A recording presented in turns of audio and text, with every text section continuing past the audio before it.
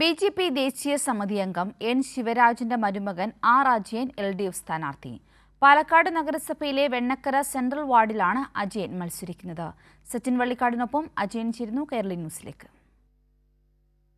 പാലക്കാടൻ ചൂടിനൊപ്പം പാലക്കാട്ടെ തെരഞ്ഞെടുപ്പ് ചൂടും വർദ്ധിച്ചുകൊണ്ടിരിക്കുകയാണ്. ഇത്തവണ പാലക്കാട് നഗരസഭയിൽ വെണ്ണക്കര സെൻട്രലിൽ മത്സരിക്കുന്ന സ്ഥാനാർത്ഥിക്കൊരു പ്രത്യേകതയുണ്ട്. സ്ഥാനാർത്ഥിയും അതേപോലെ തന്നെ സ്ഥാനാർത്ഥിയുടെ ഭാര്യയുടെ അച്ഛനും നമുക്കൊപ്പം ചേരുന്നുണ്ട്. അതിൽ പ്രധാനപ്പെട്ട കാര്യം സ്ഥാനാർത്ഥി ബി.ജെ.പിയുടെ ദേശീയ സമിതി അംഗം എൻ ശിവരാജൻ്റെ മകളുടെ ഭർത്താവാണ്.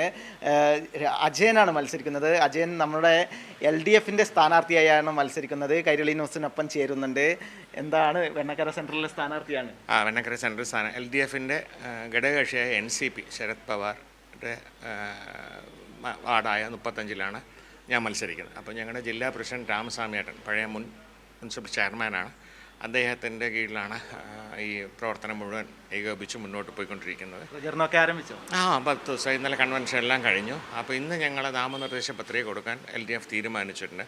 അതിൻ്റെ ഭാഗമായിട്ട് രാവിലെ എണീച്ച് വീട്ടിൽ നിന്ന് നമ്മുടെ അനുഗ്രഹമൊക്കെ വാങ്ങി ഇങ്ങോട്ട് എൻ്റെ ഭാര്യയുടെ അച്ഛൻ്റെ കൂടെ അനുഗ്രഹം വാങ്ങാൻ വേണ്ടി മാത്രമാണ് ഇവിടെ വന്ന് വരുമ്പോഴാണ് ഇങ്ങനെ നിങ്ങളെല്ലാം ഇവിടെ ഉള്ളത്. എങ്ങനെയാണ് വാർഡിലെ ജനങ്ങളുടെ ഒരു പ്രതികരണം?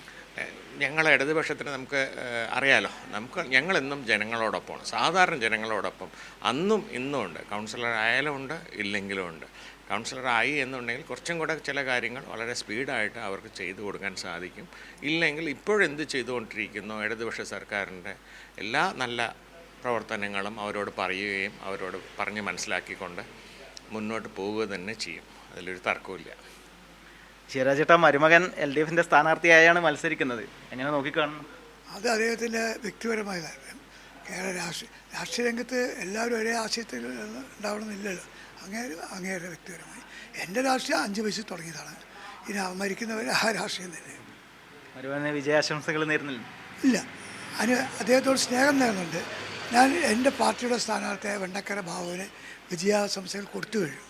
ഇനി രണ്ടാമത് മരുമകന് കൊടുക്കില്ല.